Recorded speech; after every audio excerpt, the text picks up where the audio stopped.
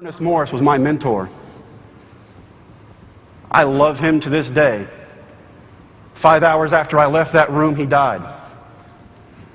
I've never seen that many people at a funeral in my life. He actually did know everybody. Our church was full. The parking lot was full. There were speakers in the parking lot. There were speakers in all the classrooms, the cafeteria, everywhere.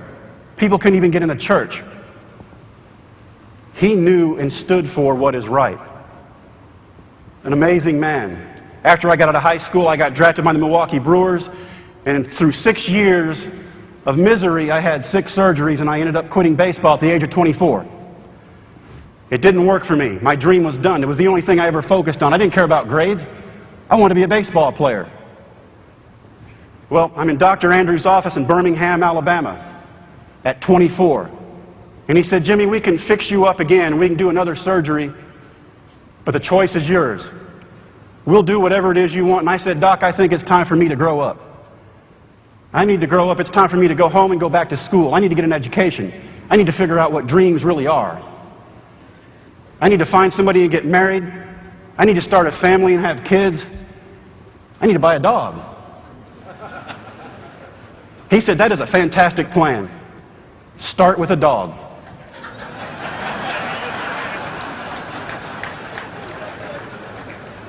So after I bought the dog, I went to college. Found out something very important about dreams. Dreams can change. Education became important to me. Education became easy. I loved school. I excelled at it. My high school counselor said, "You're too dumb to go to college." I was now on honors society, honors fraternities, honors graduate, chemistry and physics. Amazing.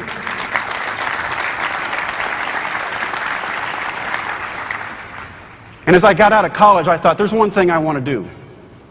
I want to teach kids that dreams are possible. I want them to know that whatever they want in their heart is achievable if they just give it. The only limits we have are the limits we put on ourselves. Everybody else may try to drag you down, but if you stop because of yourself. And so I started teaching high school and coaching baseball and football. Eventually I found myself at Reagan County High School in Big Lake, Texas. This place is out in the sticks. It's a town of 3,500 people. Oil and gas town. Kids do not even expect to graduate from high school. They said, "Coach, we don't even know why you took this job.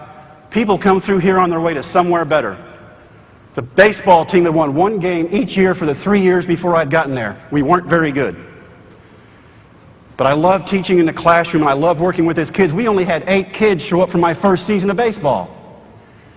Now, I don't know how much you know about baseball, but you can't play a game, let alone a season, with 8 kids. So now that I taught physics and chemistry, I did what I thought I should. I offered A's in physics and chemistry to anybody come out from my baseball team. And we were so bad, I only had 2 takers. We played the first season with 10 kids. But you know what? We turned things around. We learned a whole lot about life, and not much of it had to do with baseball at all. We learned how to wear our uniforms right, take our jewelry off. We had learned to have respect for ourselves and our other teammates. We learned how to respect the umpires, the other team, anybody that came to watch us. We learned how to take care of our field. We learned discipline, and we learned respect. And we won 9 games that year. These kids were excited. Now, this is a small high school in West Texas. So when I had 10 kids, the football coach thought, they'll quit. The second season at Reagan County High School, I had 65 kids come out for my baseball team. I had more than the football coach had. That didn't make him happy. I didn't care because I didn't like him very much. But in small schools, every kid plays every sport that's an athlete, and I watch these kids lose a very important basketball game that would have sent them to the Final Four in the state of Texas. 2 days later, I get them on the baseball field, and for 2 weeks, we mope around the field. "Coach, we were that far from our dream. That's it, that far. We were going to a state championship. Now we're right back where we were. We're just losers. We don't understand why you even want to coach us." We played 2 games in those first 2 weeks, 15-1 and 15-0, and we didn't have 15. I didn't know what I was going to do. I sent the kids down the left field line after the second game, and I stood on home plate, and I thought, what can I tell these kids that's going to possibly change their mind about anything they have in their future? I want them to know that I have faith in them. I want them to know that I believe in their dreams. I want them to know that they can chase a dream. And immediately what came to my mind was the speech that my grandfather had given me in a hospital bed 20 years ago. And so I walked down that left field line and I started talking to my kids about hopes and dreams and overcoming obstacles and achieving things that nobody else thinks you can do.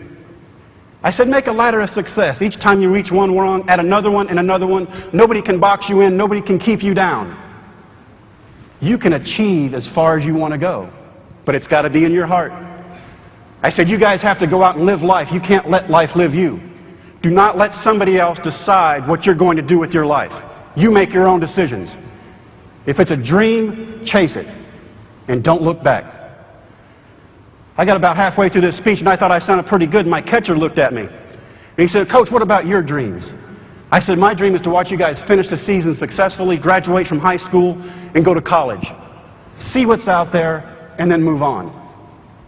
He said, Coach, we think you still want to play baseball. And I said, I think I'm married. Thank you. I'm married. I have 3 kids. I have a job. I have responsibilities. I weigh 250 pounds, not baseball material. I said, scouts are looking for ball players. Scouts aren't looking for people that look like scouts.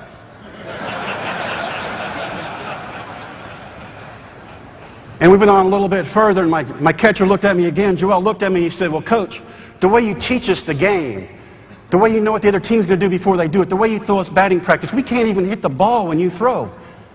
And I said, that's because you can't hit.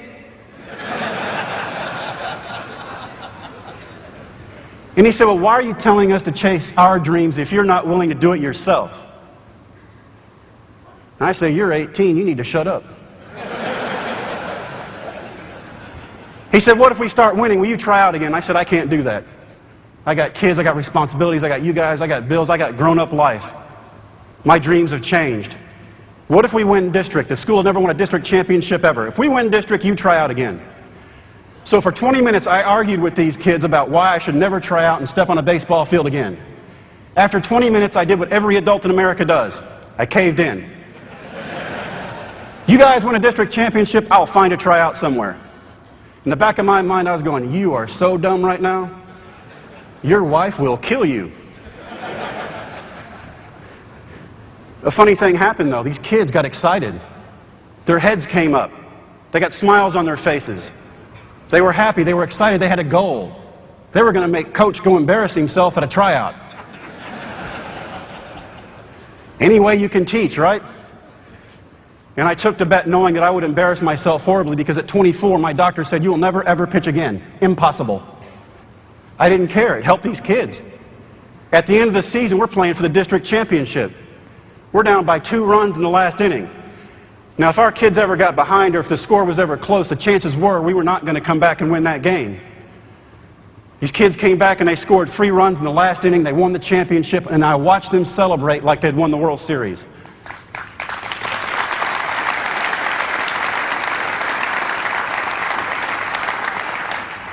It was an amazing thing to watch. They're hugging each other. They're hugging the trophy. They're hugging their parents. They're taking pictures. I'm thinking, I'm a pretty good coach. And then I remembered, I got to go try out. Oh, no. Well, we finally get knocked out of the playoffs. School's over. I've got to find a tryout. I end up going to a tryout in my hometown of Brownwood, Texas, at Howard Payne University. I took my 3 kids there that day, 8, 4, and 1. My 1-year-old's still in diapers. And as I get there, I watch all these young kids get out of their cars to sign up for this tryout to go to the big leagues. Tall, thin, athletic, brand new bodies, smiling from ear to ear because they're chasing a dream. And behind them, I watch their parents. And their parents are smiling from ear to ear because they're watching their kids pursue a dream. And I noticed one thing about that. The parents were my age. What have I done? I get my kids out of the car, we go up to the sign-up table. Doug Gassaway is a scout for Tampa Bay. The kid in front of me signs up and walks off. Doug Gassaway looks up at me and said, how many kids did you bring to the tryout? 3. He said, no, 2 tryout. And I said, well, let me explain something. I said, this is going to be quite embarrassing. But if you'll just let me pitch, I can go home and tell my kids that I did this. I lived up to my end of the bargain. I was honest, I had integrity, and I did this. So you get a good laugh out of it and just let me try it. When he got done laughing, he said, okay. He said, but you're going to throw last. All these kids are here for serious business, and you're here for the comedy hour. I said, thank you, and I walked off, and for 4.5 hours, the kids and I had a picnic. We got sunburned, I changed diapers, and we played games. After that amount of time, he calls me out to the mound, he hands me a baseball. And he said, how many pitches do you need to warm up? And I said, to embarrass myself, none. I just want to pitch and go home. He laughed at me, he walked back behind the backstop, and he said, anytime you're ready. So I wind up and I throw a pitch, and it was a strike. And I was pretty happy. Thought, hey, that's a strike. And then I look up over the catcher's head, and there is Doug Gassaway, the scout, shaking his radar gun violently. I don't even throw hard enough to register on the radar gun. Why, this is embarrassing. 60 pitches later, I get done and I walk off the field. My 1-year-old's crying, it's time to go home. As I get to the car, Gassaway meets me at my car and he goes, I remember you. 20 years ago at Ranger Junior College, you were a tall, thin, left-handed kid who played football and everybody thought they could make a pitcher out of you. I said, that's right, that was me. He said, you threw like 85 or 86 back then. I said, yep, that's me. He said, I don't know what you've done in your time off, aside from eat.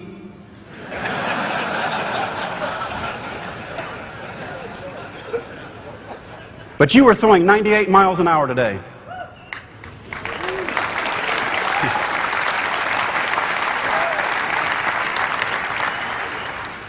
The first pitch you threw without warming up was 94.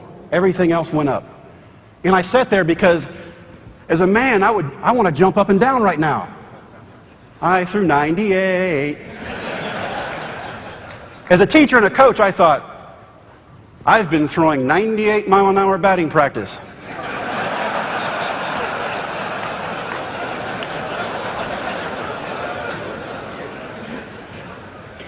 I'm getting sued, that's what I'm getting.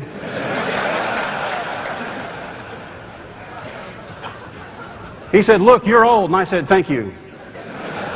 He said, but you're left-handed, you throw 98. I got to call it in.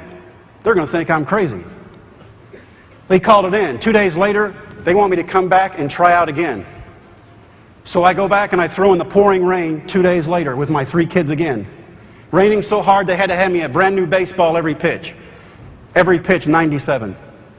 They said, we want you to come down to camp and get in shape and we want to see what happens. So I signed a minor league contract in 1999 to go back and play baseball. I took a pay cut from teaching to play minor league baseball. When you take a pay cut from teaching, you're not making any money. I went and got in shape for 3 weeks, lost 30 pounds, it felt pretty good. They sent me to AA. The first night I pitched. Fantastic. 91, 92, I got a double play, I struck out a guy. The guys were like, hey, he's old, but he throws pretty hard. The second night, I threw 98 and 99, and I struck out 5 people in 2 innings. That's when the questions started. That's when they wanted to know everything about me. They're like, so you're married? And I said, yes. We're like, how many kids do you have? And I said, well, I have 3.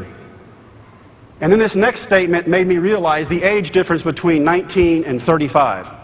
A kid in the back, I didn't even know was listening, he looks at me and goes, so like after each kid, did you start throwing harder?